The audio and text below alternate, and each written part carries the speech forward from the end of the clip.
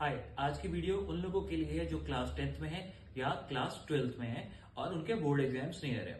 तो मैं आपको ये बता दूं कि बहुत सारे लोग ये कहते हैं कि मोटिवेशन नहीं मिल रही है पढ़ने की या हमारा मन नहीं कर रहा है। तो उसके लिए देखिए दो टेक्निक्स आपको आज बताऊंगा एंड वो दो टेक्निक्स अगर आप अपनाते हैं तो आपको पक्के से फायदा होगा।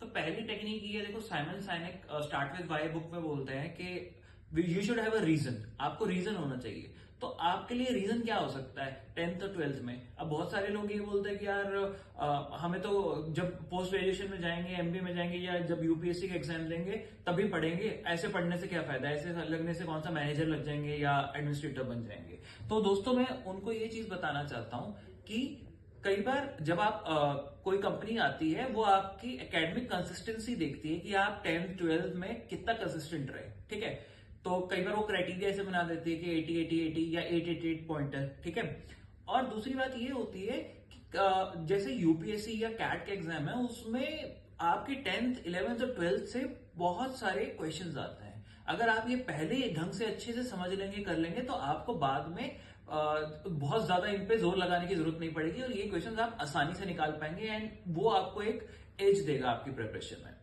अब दूसरी टेक्निक की बात करते हैं। ये तो था हमारा रीजन वाई, क्योंकि ये है कि हमें आगे भी ये पोस्ट ग्रेजुएशन में या यूपीएससी के एग्जाम में काम आने वाला है।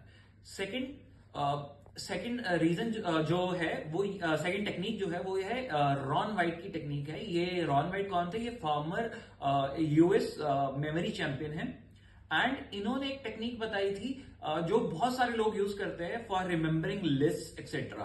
ठीक है, तो आइटम्स आपको अलग अलग रिमेम्बर करने पड़ते हैं तो वो काफी बोरिंग हो जाता है, फिर बहुत सारे बच्चे वो छोड़ देते हैं वो पार्ट। लेकिन अपने को क्या है कि अपने को अगर ये ट्रिक मालूम है तो हम ये आराम से कर सकते हैं। तो ट्रिक ये है कि आप इसे मेमोरी पैलेस बोलते हैं या माइंड पैलेस बोलते हैं, कुछ भी बोल लीजिए। तो इसमें क्या होता है कि आप जैसे इमेजिन करिए कि आप एंटर कर रहे हैं अपने घर में।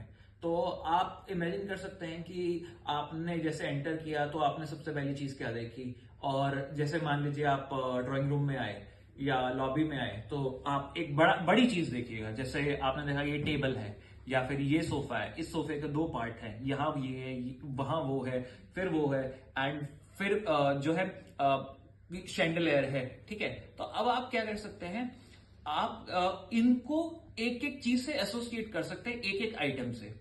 तो हमारी जो मेमोरी है बेसिकली वो क्या करती है, वो सीन्स को रिमेंबर करती है। आपको पता होगा जब हम किसी से मुलाकात करते हैं या हम कभी किसी को देखते हैं तो we do not rote memorise कि आज मैं उससे मिला, आज मैं उससे मिला, लेकिन हमारी मेमोरी में हमेशा के लिए छप जाती हैं चीजें।